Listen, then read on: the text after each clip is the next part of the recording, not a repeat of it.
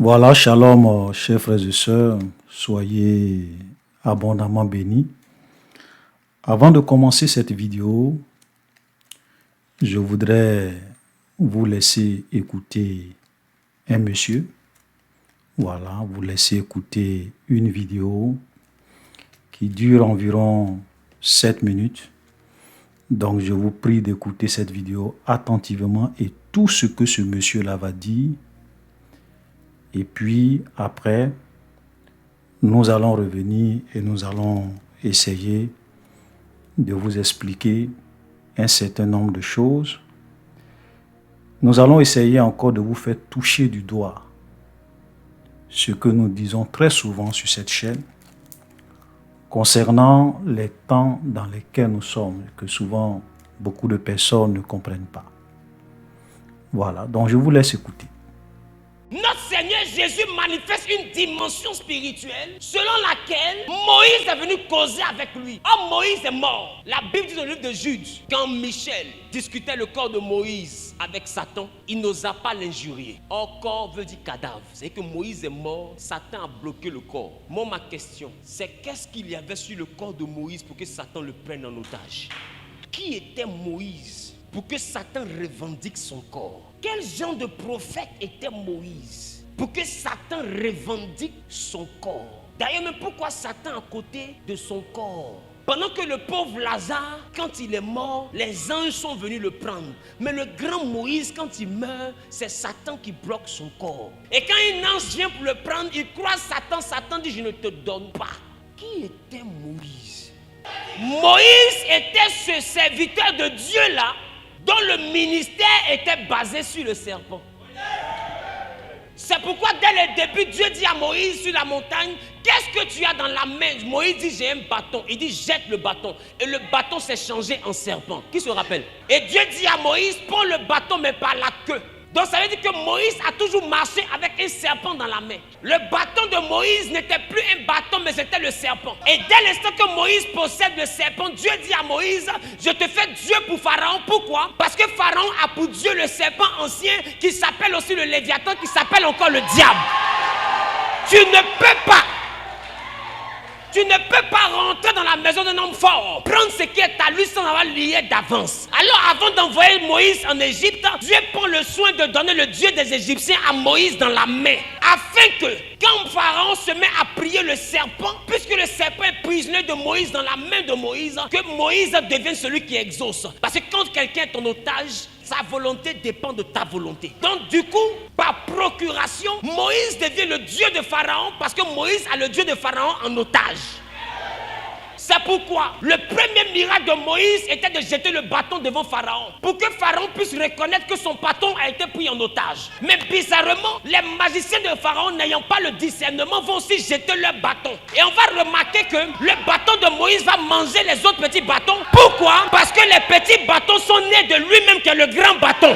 Tu ne peux pas aller à un certain niveau si tu ne comprends pas le spirituel. C'est la raison pour laquelle vous allez comprendre avec moi que Moïse ne pouvait pas rentrer à Canaan, mais bien avant cela, vous allez comprendre que Moïse jette le bâton, les magiciens aussi jettent le bâton, et le bâton de Moïse avale. Qui était là ce jour-là? Deuxième chose, Dieu dit à Moïse, prends ton bâton et prends la tête du bâton pour toucher l'eau. Et quand Moïse a fait ça, l'eau s'est changée en sang. Qui se rappelle de ça? Mais bizarrement, je vous dis, l'eau s'est pas changée en sang par tour de magie. L'eau s'est changée en sang parce que la queue du serpent est dans la main de Moïse. Donc c'est la tête du serpent qui est à terre. Donc ça veut dire que Moïse a pris la tête du serpent pour toucher le Nil. Or bizarrement, ce serpent ne mangeait pas n'importe quoi. Ce serpent mangeait les hommes poussières. Parce qu'en Genèse, Dieu a dit au serpent, tu mangeras la poussière de la terre tous les jours de ta vie. Or l'homme n'est pas la terre. L'homme est la poussière de la terre. Donc ça veut dire que Dieu venait de dire au diable, à partir d'aujourd'hui, les hommes charnels seront ta nourriture. Ça veut dire que quand Moïse touche le Nil, c'est la tête du serpent qui relâche le sang de ses victimes dans le Nil. Les magiciens de Pharaon aussi arrivent à reproduire cela. Même bizarrement, quand ils sortent de l'Égypte, Dieu dit à Moïse, fends la mer toi-même. Dieu n'a pas dit qu'il allait fendre la mer pour Moïse, mais Dieu dit à Moïse, tends ta verge sur la mer et fends-la. Comment est-ce que Moïse peut fendre la mer? Moïse n'a pas fendu la mer, bien-aimé. Moïse a présenté le bâton à la mer et la mer s'est fendue. Parce que Apocalypse dit qu'il y a une prostituée qui est établie sur les grandes eaux. Et la plus grande eau s'appelle la mer. Alors quand Moïse arrive au devant de la mer et que Moïse présente le bâton, celle qui est sur les grandes eaux, elle ne voit pas un bâton, mais elle voit son patron. Alors elle est obligée de laisser Moïse passer parce que ce n'est pas n'importe qui est en otage, c'est le patron de tous les démons. Non, je ne sais pas si je parle à quelqu'un. Moïse marche pendant 40 ans, mais Dieu dit à Moïse, tu ne peux pas rentrer à Canaan. Pourquoi? Parce que Canaan, selon le livre de Josué, obéit à une règle. Tout lieu où foulera la plante de tes pieds, je te le donne en possession. Donc Canaan dépend de la terre qu'on touche. Or, souvenez-vous, Dieu était devant sous forme de colonne, Moïse était après Dieu, et puis le peuple était après Moïse. Or, Moïse s'appuyait sur son bâton, parce que Moïse est mort à 120 ans, et à 120 ans, Moïse était vieux. Il s'appuyait désormais sur son bâton. Et le fait de s'appuyer sur son bâton n'était pas avantageux pour le Seigneur, parce que si Moïse rentrait à Canaan, c'est-à-dire en tant que quelqu'un qui traverse le Nil, puisque le peuple est derrière lui, Moïse est le premier à rentrer. Mais ce n'est pas Moïse qui rentre le premier, parce que tout vieillard a un bâton devant lui. Non, ça n'allait pas être Moïse qui allait rentrer, mais c'est le serpent qui allait rentrer à Canaan. Non, il allait avoir le temps de manger la terre de Canaan avant que le pied de Moïse ne touche Canaan. Alors Dieu, ne voulant pas que le serpent possède la terre promise, va dire à Moïse, monte sur la montagne, regarde le pays, mais tu n'y entreras pas. Alors la montagne sur laquelle Moïse est mort est cette montagne sur laquelle le bâton de Moïse était. Voilà pourquoi quand l'archange Michel vient réclamer le corps, il trouve le bâton de Moïse qui est le diable. Et le diable dit à l'archange Michel, si tu dois prendre le corps de Moïse, avec qui me laisses-tu? Avec qui? Parce que c'est entre ses mains que Dieu m'a mis. Comment est-ce que tu fais pour me l'arracher? Et c'est pour envoyer Moïse à être délivré de cela que quand Jésus est arrivé, il allait pendant 40 jours dans le désert. Parce que Moïse a fait 40 ans de marche. Il méritait de rentrer à Canaan. Ce n'était pas la colère, mais c'était le bâton qui l'a disqualifié. Alors il fallait que quelqu'un vienne le délivrer du bâton. Comme Michel a échoué devant le bâton, alors Dieu va se faire chair et lui-même va aller rencontrer le bâton. Et bizarrement, vous allez remarquer que c'est au 40e jour que Jésus rencontre le diable. Parce que c'était la distance légale entre l'Égypte et Canaan. Il devait faire 40 jours au départ. Qui se rappelle? Mais comme ils ont murmuré, Dieu a rendu 140 ans. Or Jésus, quand il a fait ses 40 jours, il n'a pas murmuré. Voilà pourquoi en 40 jours juste, il est arrivé là où eux ils sont arrivés après 40 ans. Et quand il arrive là, au moment pile, il tombe sur le bâton de Moïse, parce que c'est à cette période que Moïse était mort. Donc quand il rencontre le bâton de Moïse, il a la victoire sur le bâton de Moïse et le diable se retire. Moïse est libre. Quand Jésus rentre à la terre promise pour aller rendre son ministère, plus tard, Moïse maintenant a le privilège de rentrer maintenant à Canaan parce qu'il a été libéré.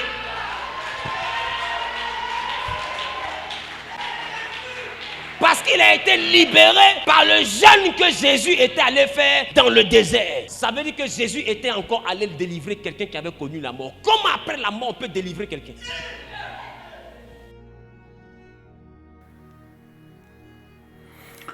Voilà, donc j'espère que vous avez pris le temps d'écouter chaque phrase, chaque mot que ce monsieur a eu à vraiment dit. Et souvent, vous savez, on est vraiment peiné, on est vraiment affligé quand on entend de telles choses, quand des frères nous envoient des vidéos pour nous dire, frère, regarde ce que ce monsieur l'a dit, qu'est-ce que tu en penses? Et quand on écoute, on est vraiment mal à l'aise parce que voici des gens qui insultent notre Dieu, insultent le Seigneur Jésus et se moquent de la puissance de notre Dieu et de l'œuvre que le Seigneur a accomplie au travers de ses vrais prophètes. Et souvent, beaucoup de chrétiens ne comprennent pas ce que nous faisons. Beaucoup de nos sœurs, de nos frères ne comprennent pas et qui nous disent non, ne parlez pas de ce genre de personnes, prêchez la parole de Dieu, frère, ne parle pas de ça, ne faites pas là. Et les gens, vous savez, ceux souvent qui disent ce genre de choses, c'est parce que les gens ne comprennent pas les temps dans lesquels nous sommes. Et l'enjeu, surtout l'enjeu de ce qui se passe aujourd'hui. dans le monde, et plus principalement dans le milieu chrétien. Satan est en train de faire un travail de fond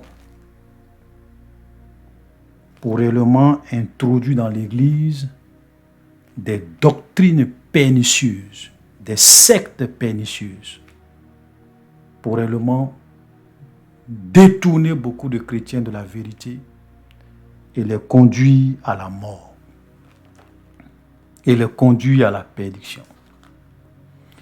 C'est pour cela que lorsque vous lisez la Bible, vous allez remarquer que Jésus, même les apôtres,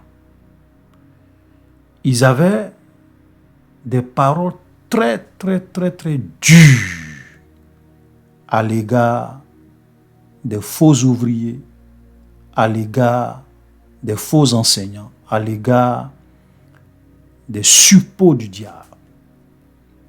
Quand vous lisez Matthieu 23, vous voyez comment Jésus a eu des paroles très dures à l'égard des pharisiens, des scribes et des docteurs de la loi qui égaraient le peuple. Allez-y lire Matthieu 23. Même les apôtres, pareil. Je vais vous prendre juste l'exemple de l'apôtre Pierre. Vous savez, ces genres de personnes, comment l'apôtre Pierre les appelle? Les enfants de la malédiction.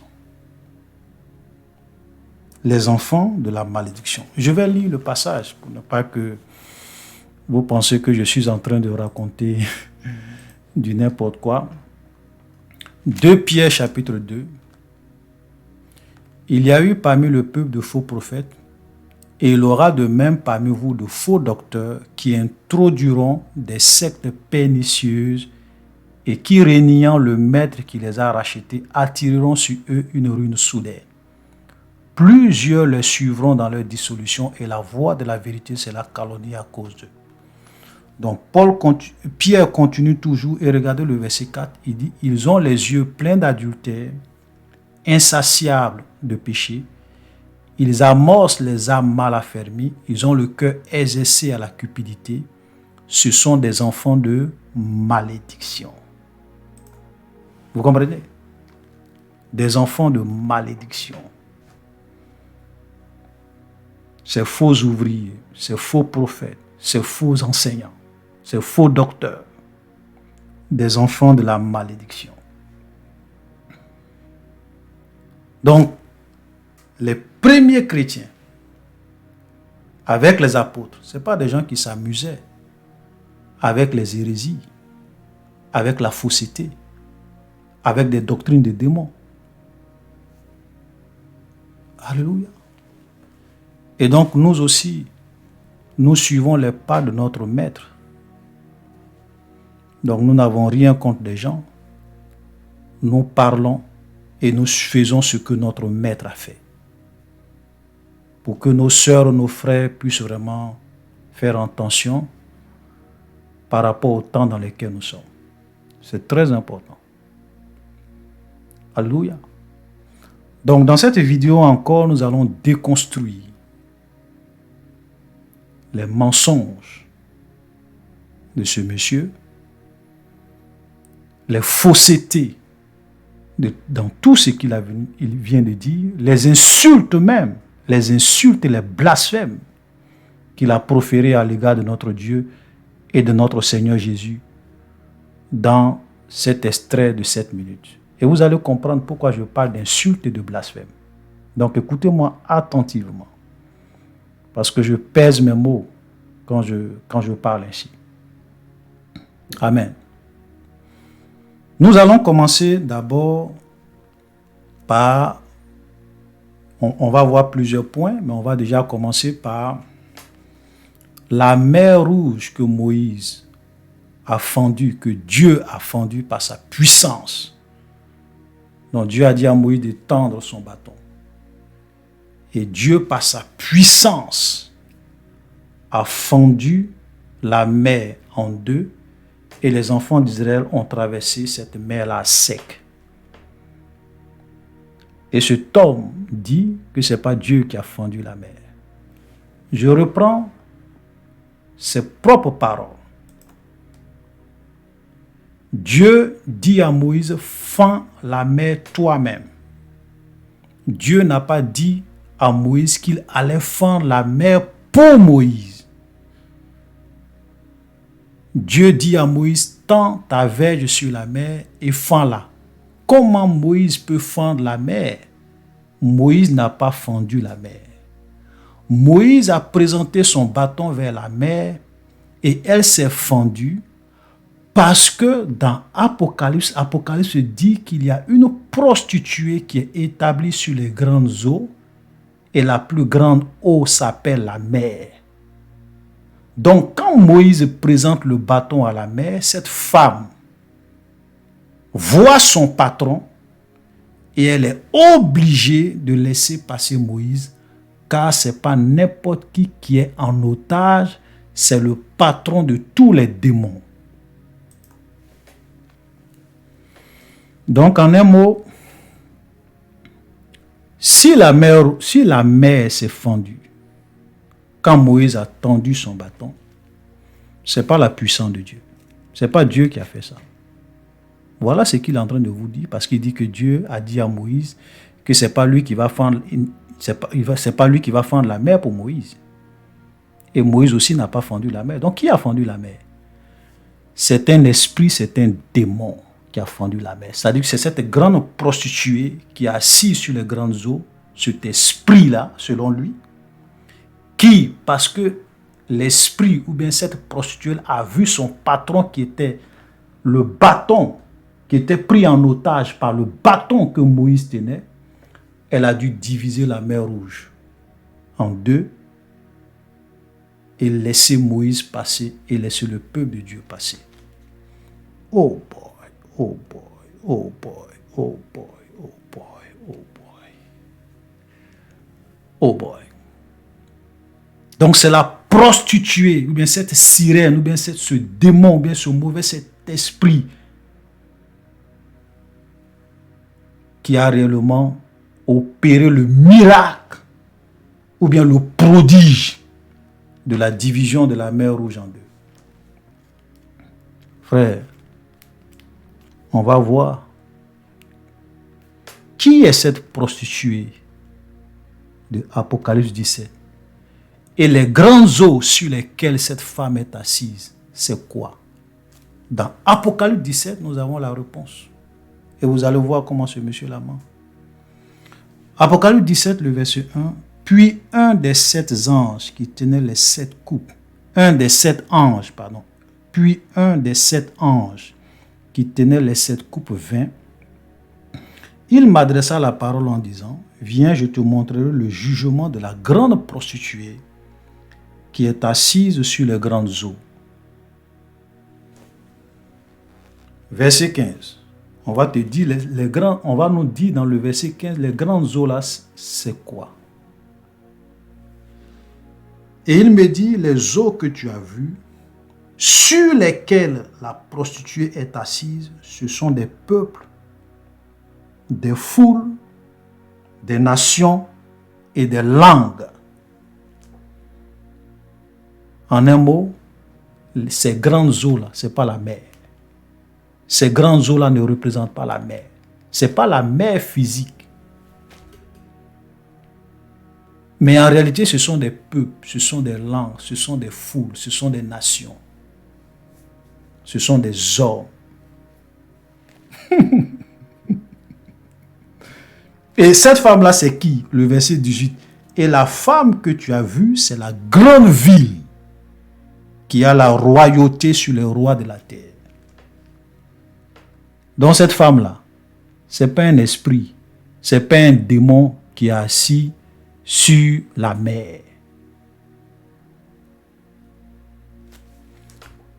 Vous savez, souvent ces gens, simplement, si vous lisez la Bible, vous pouvez les écouter comme ça. Et au fur et à mesure qu'ils parlent, vous détectez leurs mensonges, et leurs erreurs, et leurs hérésies, et leurs doctrines de démons. Alléluia. Tout ce que Moïse a fait, c'est par la puissance de Dieu. C'est l'œuvre de Dieu. Ce sont des prodiges de Dieu. Ce n'est pas le diable. Ce n'est pas un démon. Ce n'est pas Satan. Alléluia. Vous savez, même quand vous lisez la Bible,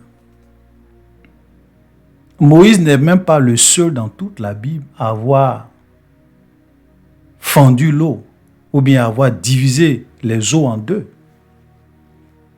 Josué l'a fait par la puissance de Dieu. Quand Josué avec le peuple sont arrivés au bord du fleuve du Jourdain, l'eau s'est divisée en deux.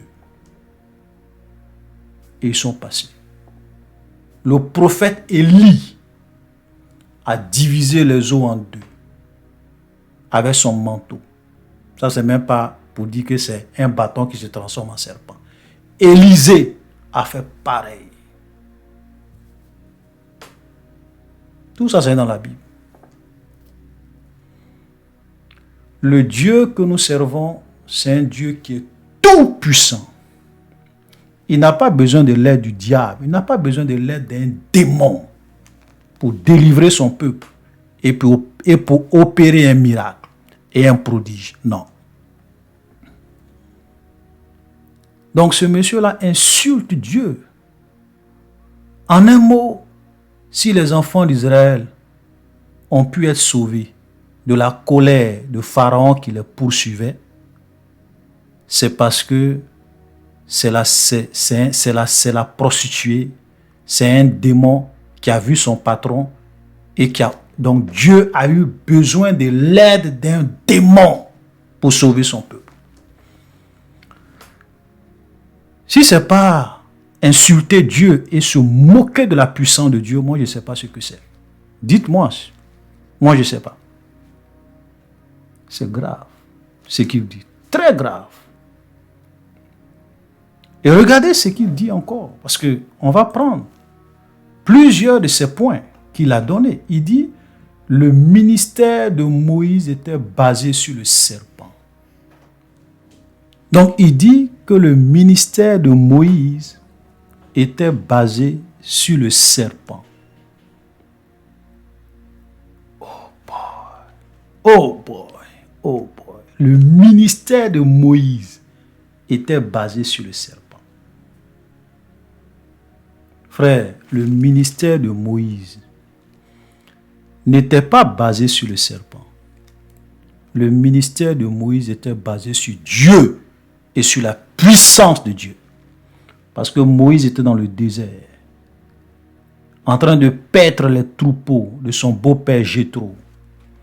Et c'est Dieu qui l'a appelé. Et c'est Dieu qui l'a envoyé pour aller libérer son peuple en servitude en Égypte. Moïse même ne voulait pas partir. Et c'est Dieu qui lui a dit, va, je serai avec toi. Alléluia. Et Dieu lui a dit que c'est moi qui je vais opérer les miracles et les prodiges en Égypte. Et après cela, Pharaon va vous laisser partir. Dieu le dit clairement. Nous allons lire Exode chapitre 3, le verset 19. Exode chapitre 3, verset 19. Je sais que le roi d'Égypte ne vous laissera point aller, si ce n'est par une main puissante. J'étendrai ma main et je frapperai l'Égypte de toutes sortes de prodiges que je ferai au milieu d'elle, après quoi il vous laissera aller. Voilà ce que Dieu a dit à Moïse, avant même que Moïse ne mette les pieds en Égypte. Vous comprenez? Et dans Exode chapitre 7, le verset 3 encore, Dieu dit la même chose à Moïse en Égypte. Donc comment le ministère de Moïse peut être basé sur le serpent? Et je vais vous dire, même le bâton de Moïse qui se transforme en serpent, ce serpent-là, ce n'est pas le diable. Ce n'est pas le diable, c'est un prodige. C'est-à-dire que Dieu dit à Moïse avait un bâton, tout berger. Parce que Moïse était dans le désert, c'était un berger, il avait un bâton que depuis des années, il utilisait pour paître les troupeaux de son beau-père. Et donc, quand Dieu vient le voir, Dieu réellement va lui montrer que il est le véritable Dieu. Dieu va le rassurer. Et Dieu va lui donner 3 signes à Moïse pour le rassurer. La première des choses, bien le premier signe, c'est que Dieu va transformer son bâton en serpent. Et Moïse va commencer à fuir. C'était un serpent normal, un serpent vrai. Par la puissance de Dieu, Dieu transforme le bâton en serpent. Ce n'était pas le diable. Ok? Deuxième signe, Dieu va dire à Moïse, mets ta main dans ton sein et enlève. Quand Moïse met sa main, il enlève. Sa main est couverte de lèpre. Dieu lui dit, remets et enlève. Moïse remet, quand il enlève, la lèpre a disparu. Et Dieu lui dit, si tu fais ces 2 signes, que le peuple ne te croit pas, prends de l'eau et verse l'eau par terre, et l'eau va se transformer en sang. Vous comprenez? 3 signes.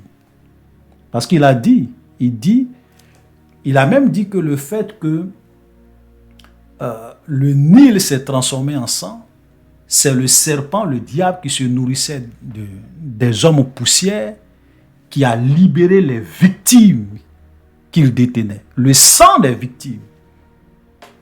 Waouh! Donc en un mot, c'est pas Dieu. C'est pas Dieu qui a changé l'eau en sang, c'est Satan. Quand Moïse a mis son bâton dans l'eau, voilà. D'abord même, c'est même pas Moïse qui a frappé le Nil, c'est Aaron.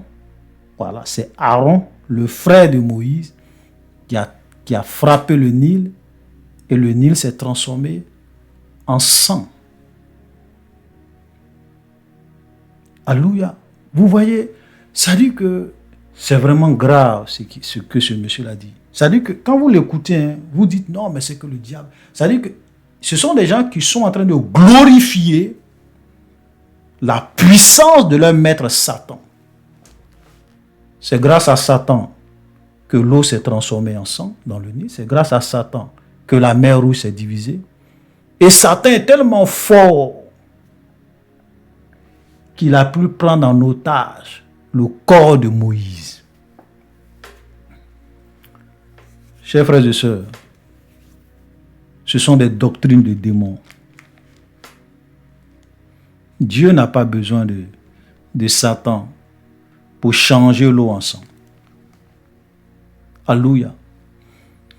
Et pour prouver même que ce n'est pas le diable qui a changé l'eau en sang, ce n'est pas Satan qui a relâché ses victimes.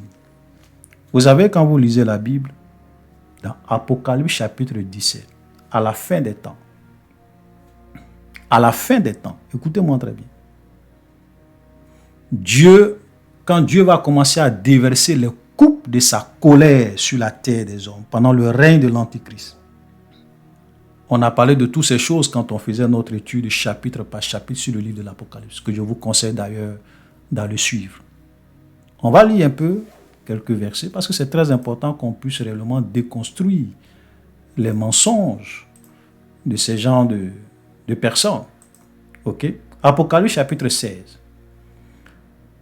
Le premier alla et il versa sa coupe sur la terre. Je vais même commencer à lire à partir du verset 1. Et j'ai entendu une voix forte qui venait du temple et qui disait aux 7 anges, allez et versez sur la terre les 7 coupes de la colère de Dieu. Donc c'est Dieu qui dit aux anges, il remet à 7 anges les 7 coupes de sa colère et il va leur dire, allez et versez ça sur la terre. Le premier alla et versa sa coupe sur la terre et un ulcère malin et douloureux frappa les hommes qui avaient la marque de la bête et qui adoraient son image. Donc ici on est en plein règne de l'Antichrist. Regardez le verset 3. Le second versa sa coupe dans la mer et elle devint du sang comme celui d'un mort et tout être vivant mourut. Tout ce qui était dans la mer mourut. Le troisième versa sa coupe dans les fleuves et dans les sources d'eau et il devint du sang. Et j'ai entendu l'un des eaux qui disait, tu es juste toi qui es, qui était, tu es saint parce que tu as exercé ce jugement. J'écoutais un autre prophète, un autre faux pasteur, faux apôtre. Je crois qu'il est décédé maintenant. Et puis bon, je crois que les gens avaient publié l'une de ses anciennes vidéos qui a fait un peu le buzz. Et même ce même monsieur aussi, Zawi, a un peu parlé de ça. On n'a pas le droit de chasser les esprits des eaux. Parce qu'il y a l'ange des eaux. On doit plutôt chasser les démons des eaux. Parce que quand tu chasses les esprits des eaux, tu peux aussi chasser les anges. Oh boy, oh boy, oh boy, oh boy, oh boy. Frère, vous savez, il faut souvent qu'on explique des choses aux enfants de Dieu. Nous vivons dans un monde où nous avons deux armées. Nous sommes dans l'armée de Jésus. Notre patron, c'est Jésus. Les anges qui sont au service de Dieu, les vrais anges qui sont au service de Dieu, sont aussi au service de Dieu. Jésus est leur patron. Donc nous sommes tous dans la même armée, nous travaillons pour le même Dieu, nous travaillons pour le même Père. Donc comment est-ce que moi, je peux venir chasser un esprit des eaux et un ange de Dieu va être chassé. Et un ange de Dieu va fuir. Et un ange de Dieu va trembler. C'est une aberration. Même Satan ne chasse pas Satan. Le diable là, il chasse pas, il combat pas les gens de son armée. Donc toi un chrétien qui dit au nom de Jésus, esprit des eaux, je vous chasse. Mais ce n'est pas un ange que tu es en train de chasser. L'ange il est serein, il est là. Même quand nous prions que nous chassons les démons dans nos églises, les esprits mauvais dans nos églises, mais les anges sont là. Un ange ne fuit pas parce que tu as dit le nom de Jésus. Au contraire, il est content. Vous voyez comment ces gens-là arrivent par la philosophie, les raisonnements, la rhétorique. Ils arrivent à tromper les chrétiens et à introduire des doctrines de démons dans l'église. Non, on n'a pas le droit de chasser les esprits des eaux. Ah bon? Il faut chasser le démon des eaux.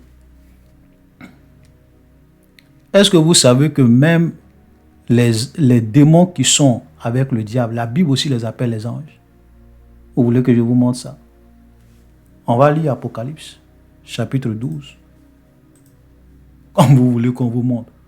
Parce que si vous savez, si vous lisez la Bible, il y eut guerre dans le ciel. Michel et ses anges combattirent contre le dragon et le dragon et ses anges combattirent.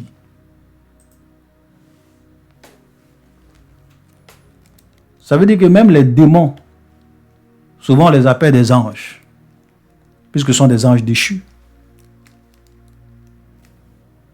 On parle de quoi? Donc, même quand tu chasses un esprit, ok, l'esprit des eaux. Mais l'esprit des eaux, là, c'est aussi un ange. Hein. Même si c'est un ange dessus, c'est aussi un ange. Les gens parlent de quoi? Ils jouent sur les mots pour séduire les chrétiens. Bon, ça, c'était une parenthèse.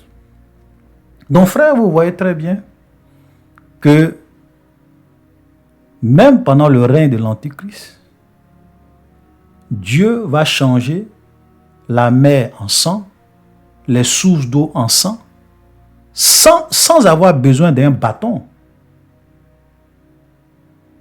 Par sa puissance, c'est ça Dieu. Il n'a pas besoin de Satan. Donc Moïse, ce n'est pas le diable qui a changé les eaux du Nil en sang, c'est la puissance de Dieu. Alléluia. Très important. Et il a aussi dit que dès l'instant où Moïse a le serpent, Dieu dit, je te fais Dieu pour Pharaon, parce que Pharaon a pour Dieu le serpent. Oh boy. Vous savez, le fait que Dieu dit à Moïse que je te fais Dieu pour Pharaon, c'est pas parce que Moïse avait le serpent dans sa main. Il avait le Dieu de Pharaon dans sa main. C'est faux. Avant même, écoutez très bien, avant même que Dieu ne dise qui fait Dieu, que Moïse devient Dieu pour Pharaon, Dieu a dit à Moïse, je vais te faire, tu vas prendre la place de Dieu pour ton frère Aaron. Donc, est-ce que cela veut dire que le Dieu de Aaron, c'était aussi le serpent, c'était aussi le diable? On va lire. Parce que souvent, vous savez, c'est pour cela que moi, souvent, j'aime lire la Bible. Mais ces pasteurs, ils ne lisent pas la Bible. Ils viennent, ils vous citent des théories. Mais souvent, ils ne vous donnent pas les référents de ce qu'ils disent. Et comme ils savent que beaucoup de chrétiens ne vont pas aller lire la Bible, comme les chrétiens de Béret, pour voir si ce qu'on leur dit est vrai, ils pensent que ce que le monsieur dit est vrai. Ça, c'est le mensonge. C'est la philosophie, c'est la rhétorique. Comme ils voient que c'est un peu logique, ils pensent que c'est vrai. On va lire ce que Dieu a dit avant même Pharaon. Exode 4, voilà, Exode 4, à partir du verset 14. Alors la colère de l'Éternel s'enflamma contre Moïse et dit, n'y a-t-il pas ton frère Aaron le Lévite? Je sais qu'il parlera facilement. Le voici lui-même qui vient au-devant de toi, et quand il te verra, il se réjouira dans son cœur. Regardez le verset 16. Il parlera pour toi au peuple, il te servira de bouche, et tu tiendras pour lui la place de Dieu. Vous comprenez?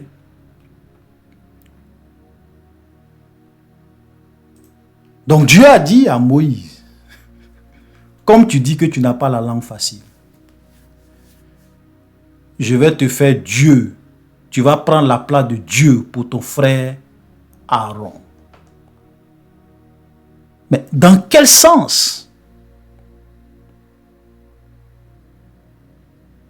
Même quand Dieu dit à Moïse, je te fais Dieu pour Pharaon, on va lire encore. Parce que, vous savez, il est très important de lire la parole de Dieu. L'Éternel dit à Moïse, vois, je te fais Dieu pour Pharaon, et Aaron, ton frère, sera ton prophète. Donc, c'est dans quel sens? Parce que généralement, entre Dieu et son prophète, il n'y a pas d'intermédiaire. Écoutez-moi très bien. Dieu parle au prophète. Et c'est le prophète qui parle au peuple. Maintenant, ici, comme c'est Aaron qui joue le rôle de prophète, c'est-à-dire que Dieu parle à Moïse, Moïse donne la révélation à Aaron, et ensuite c'est Aaron qui donne le message à Pharaon. Donc c'est Aaron qui devient l'intermédiaire entre Pharaon et Moïse. Donc c'est comme si Moïse joue la place de Dieu. Voilà le sens. Je te fais Dieu pour Pharaon. Voilà le sens. Dieu l'a dit à Moïse à l'égard par rapport à Aaron, et Dieu le dit à Moïse à l'égard de Pharaon. Parce que Aaron va jouer le rôle de prophète. Dans ce sens-là. Donc quand il dit que c'est parce que Moïse avait le bâton, Moïse avait le bâton qui était le serpent, donc qui était le Dieu de Pharaon, donc Moïse devient Dieu pour Pharaon, à partir de cet instant-là, c'est un mensonge. C'est une hérésie. Alléluia, c'est pas vrai. Frère, je vous en prie, vous savez, j'insiste, soyez des étudiants de la Bible. Quand vous connaissez la parole de Dieu, quand vous avez l'habitude de lire la Bible, quelqu'un peut être en train de prêcher. Moi, souvent, je m'assois, j'écoute quelqu'un en train de prêcher. Au fur et à mesure qu'il prêche, je détecte les hérésies dans ce qu'il dit. Je détecte. Parce que je vois les contradictions de ce qu'il dit par rapport à la parole de Dieu. Même s'il vient prendre des versets qu'il raccommode, qu'il colle. Si, frère, nous sommes arrivés à un temps où, si vous ne lisez pas vos Bibles, vous allez être séduits. Ils vont venir avec la rhétorique, avec des paroles bizarres, qui semblent être vraies, mais qui sont faux, qui sont fausses, qui ne sont pas de Dieu. Alléluia. Donc je te fais Dieu pour Pharaon. Voilà le sens. C'est parce que Aaron était l'intermédiaire entre Moïse et Pharaon. Alléluia. Donc Dieu parle à Moïse. Moïse communique la révélation à Aaron. Et Aaron parle à Pharaon. C'est pour cela que même celui qui a pris le bâton pour frapper le Nil, et le Nil s'est transformé en sang, c'était pas Moïse, c'était Aaron. Alléluia. Nous pouvons lire, hein? Exode 7, le verset 19, l'Éternel dit à Moïse, dis à Aaron, prends ta verge et tends ta main sur les eaux des Égyptiens, sur leurs fleuves, sur leurs ruisseaux, ok, sur leur étendue, sur tous leurs amasses d'eau, et elles deviendront du sang. Je m'arrête là. Donc c'est Dieu qui a parlé à Moïse. Et Moïse maintenant a dit à Aaron, prends le bâton, frappe les eaux du Nil. Alléluia. Donc voilà le sens. C'est aussi simple que ça. Mais ces gens, comme ce sont des grands falsificateurs, ils vont venir tromper les gens. Faisons beaucoup attention. Et ensuite, qu'est-ce qu'il dit? Il dit que... Oh, bon, vraiment, c'est grave. C'est-à-dire qu'il dit que Moïse, je vais lire parce que j'ai pris quand même quelques notes. Il dit, Dieu n'a pas laissé Moïse entrer à Canaan parce que Canaan répond à une règle. Et cette règle, c'est tout lieu que foulera la plante de vos pieds, je te donne en possession. Donc Canaan dépend de la terre qu'on touche. Ok? Voilà. Donc en réalité, quand Dieu conduisait le peuple, ce qu'il dit, c'est que Dieu était devant, sous la forme d'une colonne. Après Dieu, il y avait Moïse. Et après Moïse, il y avait le peuple. Maintenant, comme Moïse était vieux et qu'il s'appuyait sur son bâton, si Moïse entrait en Canaan, c'était le diable qui allait entrer en premier et posséder Canaan. Comme Dieu ne voulait pas, il va dire à Moïse, monte sur cette montagne, tu ne vas pas y entrer et regarde le pays, mais tu n'y entreras pas. Donc en un mot, si Moïse n'est pas entré dans la terre promise,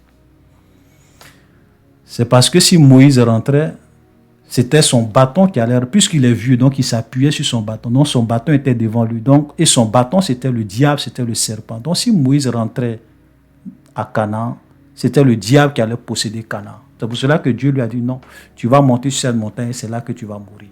Oh boy! Oh boy! Oh boy! Oh boy! D'abord, dans ce qu'il dit, lui-même, il se contredit. Regardez pourquoi il se contredit. Frère, ayons le discernement. D'abord, tu dis que Dieu, c'est Dieu qui était devant dans une colonne. Donc une colonne de nuée, ok, le jour, et une colonne de feu la nuit. Ensuite, il y avait Moïse. Ensuite, il y avait le peuple. Donc, si Moïse rentrait à Canaan, qui allait rentrer le premier? C'est Dieu, puisque c'était la colonne de nuée qui était devant eux. Ou bien la colonne de feu la nuit qui était devant eux. Donc, c'est Dieu. Donc, si Satan est représenté par le bâton et que Dieu, lui, est représenté par une colonne, mais qui prend possession de Canaan? C'est Dieu. Ce n'est pas le diable. Vous voyez? Première contradiction. Et puis de deux, la Bible même nous dit pourquoi Moïse n'est pas rentré dans la terre promise. Ce n'est pas la raison qu'il a évoquée. On va lire. C'est pour cela que, vous savez, ces gens-là, quand ils parlent, allez-y toujours vérifier ce qu'ils vous disent. Et vous allez voir qu'ils ne sont pas dans la vérité. Alléluia. La Bible parle. Deutéronome 32, à partir du verset 48. Deutéronome 32, verset 48. Voilà ce que Dieu va dire à Moïse. Ce même jour, l'Éternel parla à Moïse et dit, monte sur cette montagne d'Abarim, sur le mont Nebo, au pays de Moab, vis-à-vis de Jéricho, et regarde le pays de Canaan, que je donne en propriété aux enfants d'Israël. Tu mourras sur la montagne où tu vas monter, tu seras recueilli auprès de ton peuple, comme Aaron ton frère est mort sur la montagne de Hor et a été recueilli auprès de son peuple. Et Dieu donne la raison. Parce que vous avez péché contre moi au milieu des enfants d'Israël, près des eaux de Mériba à Kadès, dans le désert de Sir, et que vous ne m'avez point sanctifié au milieu des enfants d'Israël, tu verras le pays devant toi, mais tu n'entreras point dans le pays que je donne aux enfants d'Israël. Vous avez compris, chers frères et sœurs? La raison pour laquelle Moïse n'est pas entré dans la terre promise, c'était une punition de Dieu.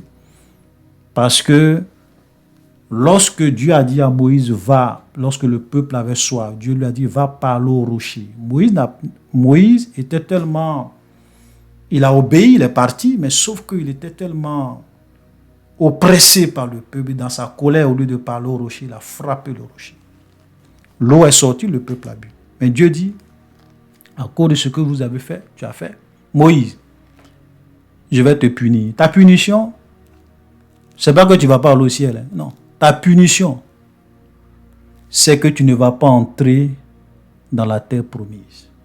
Moïse n'avait pas fait quelque chose je vais dire, ici, ce n'est pas un péché qui conduit à la mort. Comme la Bible dit, il y a des péchés qui conduisent à la mort, mais il y a des péchés qui ne conduisent pas à la mort. Donc, ce que Moïse a fait, ce n'était pas lié à son salut. Mais Dieu va le punir et va lui dire, tu ne vas pas entrer dans la terre promise. Voilà la raison.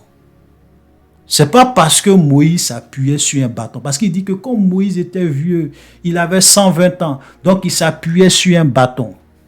C'est faux, ce n'est pas la raison. Et de deux, regardez ce que la Bible dit. Dans Deutéronome 34, le verset 7. Moïse était âgé de 120 ans. Sa vue n'était point affaiblie et sa vigueur n'était point passée.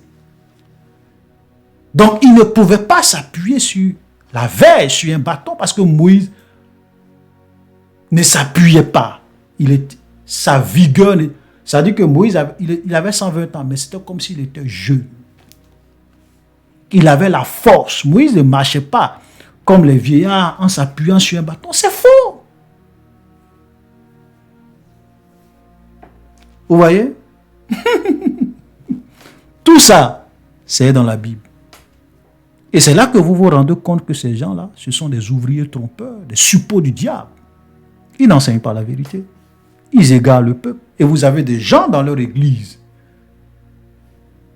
Ce sont des gens qui sont envoûtés, qui applaudissent, qui crient, qui vont même aller mettre l'argent dans l'offrande parce que le pasteur est en train de donner des révélations extraordinaires. J'ai regardé un peu quelques commentaires sous cette vidéo quand le frère m'a envoyé, que j'ai cliqué, je suis allé regarder. Mais tu vois des chrétiens, oh vraiment pasteur, non, tu expliques profondément. Quand j'ai regardé, non, je suis édifié, je suis choqué par cette révélation. Je lisais ce passage, toutes ces choses-là, je ne comprenais pas. Mais avec ce que tu as dit là, j'ai compris. Oh boy! On te donne du poison et tu applaudis quelqu'un qui t'empoisonne. Voilà le niveau d'aveuglement dans l'église aujourd'hui. Quelqu'un qui insulte ton Dieu. Et puis regardez ce qu'il dit. Il dit donc que parce que Moïse, son ministère était basé sur le ministère du serpent. Donc quand il est mort, Satan a bloqué le corps de Moïse. Quand Michel est venu, Satan dit non, si tu prends le corps de Moïse, tu me laisses avec qui? Oh boy. Et donc Michel n'a pas pu réellement vaincre le diable, n'a pas pu récupérer le corps de Moïse. Donc il a fallu que Dieu lui-même vienne en la personne de Jésus et qu'il jeûne pendant 40 jours, qu'il parte dans le désert pour aller réellement libérer Moïse, le corps de Moïse qui était otage du diable, pour que Moïse puisse réellement entrer dans la terre promise pendant la transfiguration sur la montagne. Quel mensonge! Quel mensonge! Ça, c'est une insulte à l'armée de Dieu. C'est une insulte aux anges de Dieu. C'est une insulte à Dieu lui-même. Pourquoi? Frère, Dieu ne peut pas envoyer un ange et de surcroît un ange comme Michel et il va échouer. C'est impossible. Quand Dieu envoie un ange pour accomplir une mission sur la terre, l'ange ne peut jamais échouer et l'ange ne peut jamais retourner avec un échec pour dire « Seigneur, tu m'as envoyé aller récupérer le corps de Moïse, je n'ai pas pu, Satan m'a bloqué, donc je suis revenu. » Tu parles de qui? Un ange de Dieu? Un archange comme Michel? Tu parles de quoi? Montre-moi un seul verset dans la Bible où un ange, Dieu a envoyé un ange sur la terre, accompli une mission et il a échoué. Montre-moi. Parce que quand Dieu envoie un ange, l'ange vient avec l'autorité de Dieu, avec la puissance de Dieu, il n'échoue jamais. Ils accomplissent leur mission et ensuite ils retournent à Dieu. Et je vais vous dire, Satan n'est pas plus fort que Michel. On a lu tout à l'heure, nous allons relire. Satan, il n'est pas plus fort que Michel. Apocalypse chapitre 12, verset 7. Il y eut guerre dans le ciel. Michel et ses anges combattirent contre le dragon. Et le dragon et ses anges combattirent. Verset 8. Mais ils ne furent pas les plus forts. Et leur place ne fut plus trouvée dans le ciel. Vous avez compris? À la fin des temps, on a déjà parlé de tout ça quand on faisait notre étude sur le livre de l'Apocalypse. Il y aura une guerre dans le second ciel. Michel et ses anges vont venir. Ils vont déloger le diable et ses anges et ses démons. Parce qu'ils ne sont pas les plus forts. Donc comment Dieu va envoyer Michel pour réellement récupérer le corps de Moïse? Et le diable va dire non, tu ne peux pas. Oh boy. Oh, c'est pour cela que ces gens-là, à chaque fois quand je les écoute, je suis vraiment affligé. J'ai mal au cœur. Parce que je vois comment ils déforment les Écritures. Est-ce que vous savez que c'est un seul ange quand Jésus va venir pour établir son règne de 1000 ans? Jésus n'est pas l'égal de Dieu. Jésus n'est pas l'égal du diable. Jésus, notre Seigneur Jésus, notre Sauveur Jésus, il n'est pas l'égal du diable. Quand il va venir établir son règne de 1000 ans sur la terre, vous savez qui va lier Satan? C'est un seul ange qui va venir, qui va saisir le dragon, le serpent ancien, le diable. Il va le lier, il va le jeter dans l'abîme et il va fermer la clé. Ce n'est pas Jésus. Vous savez qu'il y a des gens qui accordent de l'importance à Satan. Ils pensent que Satan est l'égal de Dieu, Satan est puissant. C'est Satan qui veut se faire l'égal de Dieu, mais Satan n'est pas l'égal de Dieu. Alléluia. Apocalypse chapitre 20.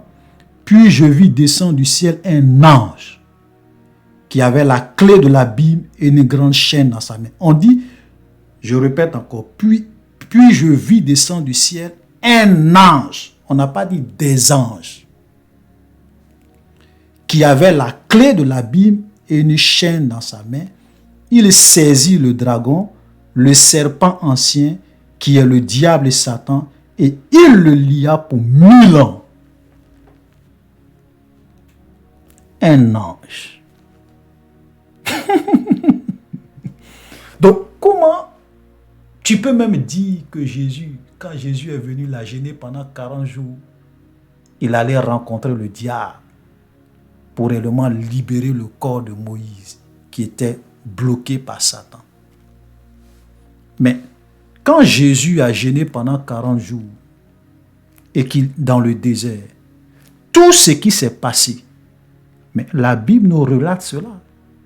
Ce que le diable a dit à Jésus, ce que Jésus a répondu. C'est dans Matthieu, on vous explique la tentation de Jésus, ce qui s'est passé. Il n'était pas question pour Jésus d'aller sur le mont Nebo pour réellement aller contester le corps de Moïse avec Satan. L'archange Michel est venu, l'ange Michel est venu, et Satan n'a pas pu bloquer le corps de Moïse, impossible. Ça, c'est une aberration. Un ange n'échoue jamais. Un ange de Dieu n'échoue jamais. Un véritable ange au service de Dieu. Dieu l'envoie en mission et puis il va échouer jamais. Alléluia. Donc, ce monsieur-là, il parle de quoi? Et puis, regardez, même ce qu'il dit. C'est là que vous voyez qu'ils sont des menteurs. Il dit que non, les enfants d'Israël devraient faire normalement 40 jours pour arriver à Canaan. Comme ils ont murmuré, Dieu a transformé ça en 40 ans. Donc Jésus aussi a fait 40 jours, puisque la distance légale entre l'Égypte et Canaan, c'était 40 jours. Donc si ce qu'il dit est vrai, ça veut dire quoi? Si Jésus a marché pendant 40 jours, c'est qu'il est arrivé en Égypte. Donc c'est en Égypte que Moïse est mort. C'est en Égypte que le corps de Moïse était. C'était à la frontière de Canaan. Vous voyez comme ils sont des menteurs. C'est-à-dire qu'eux-mêmes, dans leurs propres paroles, vous voyez des contradictions et des mensonges. Mais les gens n'ont pas le discernement, ils n'arrivent pas à voir ça. Alléluia.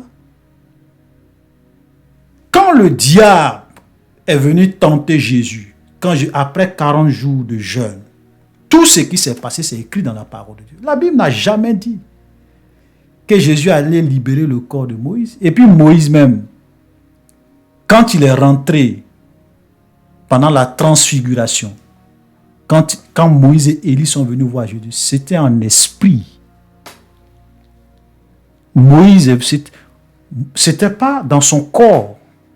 Parce qu'il n'y avait pas, la résurrection. La résurrection des morts n'a pas encore eu lieu. Jésus n'était même pas mort et ressuscité pour dire que les gens allaient revenir à la vie. Parce qu'il fallait que Jésus puisse mourir et ressusciter le 3e jour. Vaincre la mort, prendre la clé de la mort et du séjour des morts, triompher de la mort. Et parce que Jésus est mort, qu'il est ressuscité, nous aussi, nous avons l'espérance qu'un jour, il va nous ramener à la vie.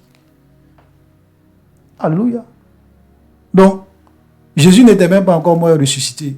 Donc, tu veux dire que Moïse a expérimenté la résurrection des morts, il est rentré avec son corps à Canaan, et il a vu Jésus sur la montagne de transfiguration dans son corps. Tu es un menteur.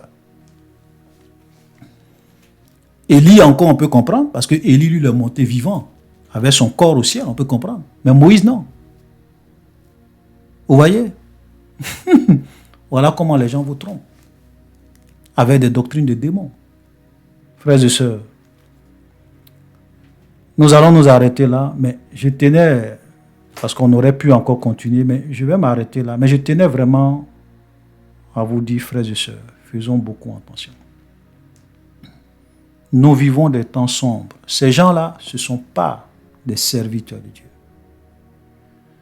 Ce sont des kabbalistes, des occultistes, des satanistes, aujourd'hui qui ont revêtu des vêtements de serviteurs de Dieu, de pasteurs, d'apôtres, de docteurs, de prophètes, et qui sont venus dans l'église pour séduire les chrétiens. Surtout les chrétiens qui ont la démangeaison d'entendre des choses agréables. La Bible dit qu'il arriverait un temps où les hommes ne supporteront pas la sainte doctrine, mais ayant la démangeaison d'entendre des choses agréables, Ils se donneront une foule de docteurs qui vont leur enseigner des choses qu'ils ont envie d'entendre. Ce sont les temps dans lesquels nous sommes. Alléluia. Donc faites beaucoup attention.